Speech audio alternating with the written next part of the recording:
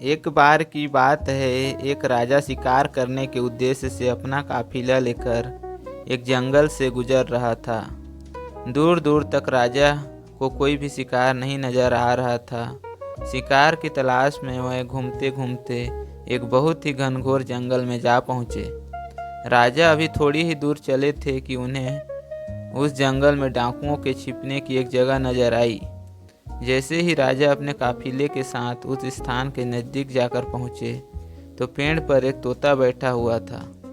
राजा के काफिलों को देखकर तोता बोलने लगा, आओ जल्दी से बाहर आओ, यहाँ पर एक राजा अपने काफिले के साथ आ रहा है जिसके पास खूब सारा धन है। इतना सुनते ही सभी डाकू राजा को लूटने के लिए उसकी तरफ दौड़ पड़े। डाकुओं को अपनी ओर आते देख राजा तथा उनके सैनिक वहां से भाग निकले। अब वे भागते भागते बहुत दूर निकल आए। वे सभी आराम करने के लिए एक पेड़ की छांव में बैठे।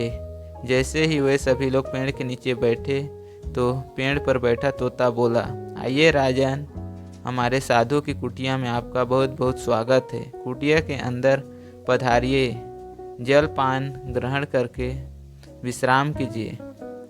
इस तोते की बातें सुनकर राजा को आश्चर्य हुआ कि ये दोनों पंछी एक ही प्रजाति के हैं, किंतु एक तोते का व्यवहार इतना अच्छा तथा दूसरे तोते का व्यवहार इतना खराब। फिर राजा तोते की बात मानकर कुटिया के अंदर गए तथा साधु महात्मा को प्रणाम करके उनके समीप ही बैठ गए तथा थोड़ी देर पश्चात साधु से पूरी बात बताई और पूछा, मुनिवर, इन दोनों पक्षियों के व्यवहार में इतना अंतर क्यों है? फिर साधु ने राजा से कहा, राजन, ये कोई बड़ी बात नहीं है, बल्कि यह सिर्फ संगति का असर है। पहला तोता डाकुओं के साथ रहता है, जिससे वह उन्हीं की भाषा बोलने लगा और उन्हीं की तरह व्यवहार करने लगा। यह तोता मेरे साथ रहता है और मेरी तरह ही व्यवहार करता है, अतः यह अच्छे से व्यवहार करने लगा। जिसका यह अर्थ यह है कि जो कोई भी जिस वातावरण में रहता है वह ठीक वैसा ही बन जाता है। यदि वह किसी विद्वान के साथ रहता है तो विद्वान बन जाता है, और यदि किसी मूर्ख के साथ रहता है तो वह मूर्ख बन जाता है।